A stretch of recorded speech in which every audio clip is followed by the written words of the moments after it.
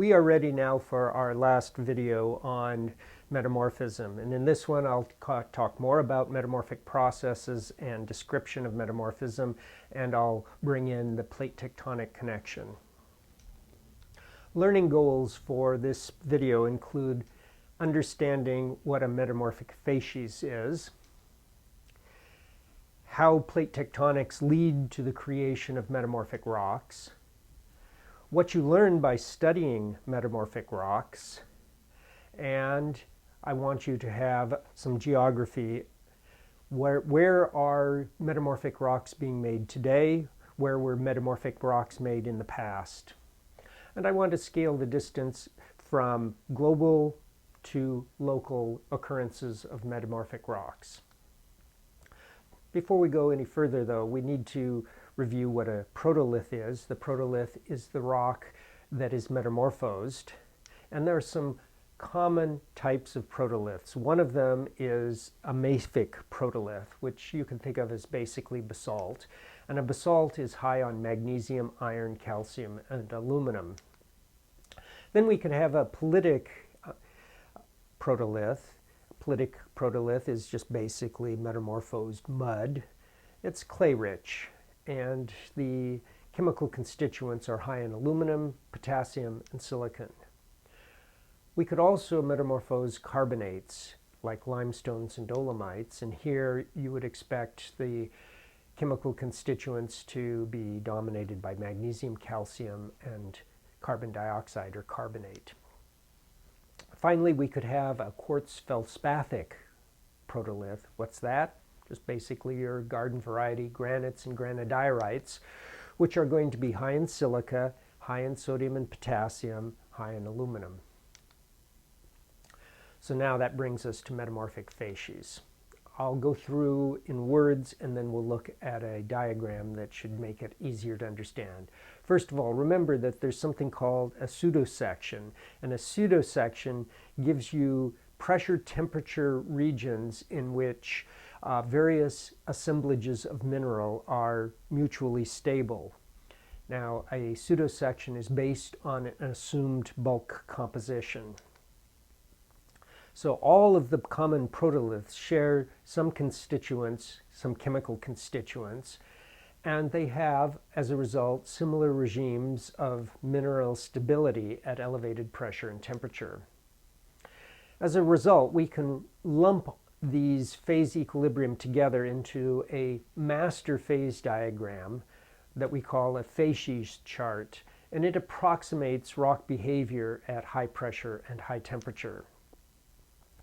We'll use common mineral names to give names to the various regimes on this facies phase diagram.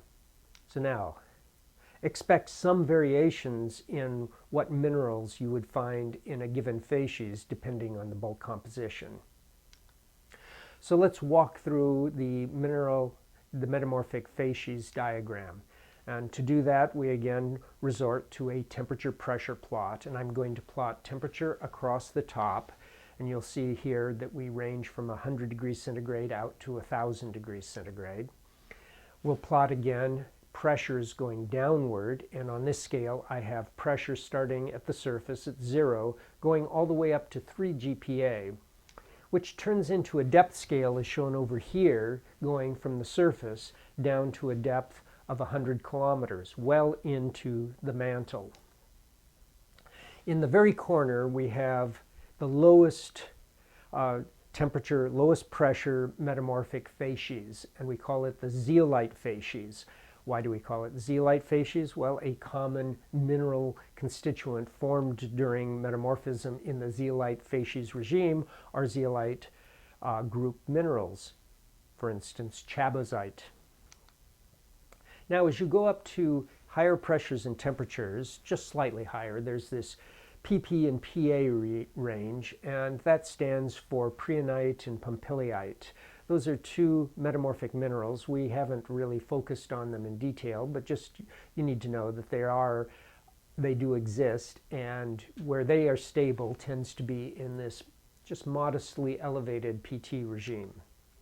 If we go along the temperature axis beyond the prehnite pompelliite regime. There is the albite epidote regime. And going along at low pressure is basically going along an axis of very superficial metamorphism, and at high temperature here, this would be a result of a shallow intrusive body, a magma chamber near the surface. So in a zone that is slightly heated beyond the prehnite pompelliite regime, you would get minerals like epidote and albite, and this hornfels is a reminder that this is in this contact regime of a metamorphic aureole. If you heat still farther, get closer to the magma chamber, the predominant mineral would be a hornblende. And remember, a hornblende is an amphibole with water in its structures. So this is still low enough temperature that water is contained within the minerals. And this goes out in a temperature range up in above 500 degrees. If you heat hornblende too high, you cook out the water and form pyroxenes instead. So a metamorphic facies at low pressure is a pyroxene hornfels. That's getting closer to the magma chamber. And finally, at the highest temperatures, just short of melting, the hornfels is called a sanidine hornfels. And sanidine, of course, is a potassium feldspar. So this entire regime going along at low pressure out to increasingly high temperature is obviously the kind of metamorphism you would have at shallow depths near a magma chamber. Now let's go to a set of facies of metamorphism that extend to greater depth. And the first one beyond the prehnite pompelliite is a broad zone called green schist. Green schist metamorphism involves frequently the formation of the mineral chlorite.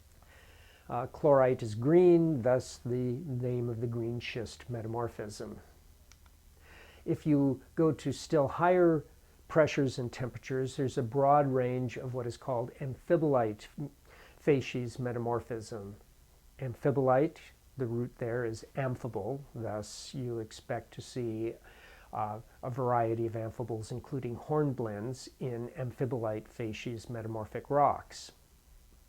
Still higher temperatures at high pressure, you cook out the water once more, and the metamorphic facies is called granulite, originally given this name because of the granular texture of the minerals within the rock. Now, granulites tend to be dominated by pyroxenes, by garnets, and major point here is that all of these minerals are dry. They are anhydrous. They do not incorporate water in their structure. As you go to still higher temperatures, you're getting close to the partial melting point for the rock. So if we draw in a geotherm, the standard geotherm of about 25 degrees increase in temperature for every kilometer depth, it comes across as this white line. And you notice then that along the standard geotherm, we go from zeolite to prehnite pompelliite to green schist to amphibolite to granulite facies metamorphism, each one saying that you are going to greater depth and greater temperatures. Now, if we go to the highest pressure end of things, we have a regime called blue schist metamorphism. And blue schist is, of course, given its name because this is the regime in which glaucophane is stable. Glaucophane being the sodium amphibole that has a beautiful lavender blue color. It shows up quite strongly even under plain polarized light in the petrographic microscope.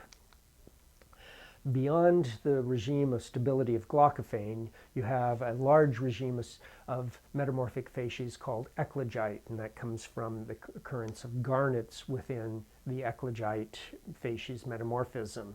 So garnets and pyroxenes are again present in eclogite,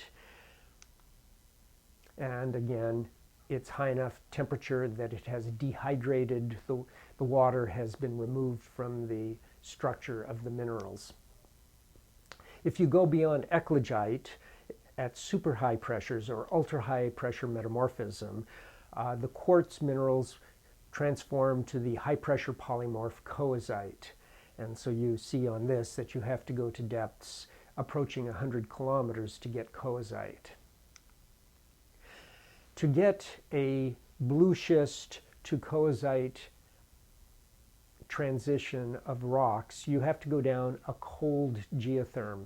And a cold geotherm here is an example, 5 degrees centigrade per kilometer. That's the kind of geotherm you have in subduction zones where the downgoing plate is actually an old cold plate being pushed down fast enough that it has not had a chance to reheat yet.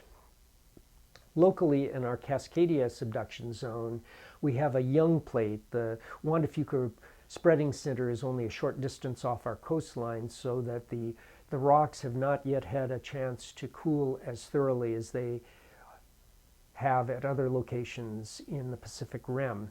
And as a result, the downgoing slab is hotter than the cold slabs, but it's colder than a standard continental geotherm. So in Cascadia, the downgoing material skirts through the green schist regime before crossing over into the eclogite regime of metamorphic facies. So now, expect characteristic sets of minerals in each of these facies, and the characteristic set will be different for different protoliths. There is a chart in your textbook that lists characteristic minerals for different starting protoliths.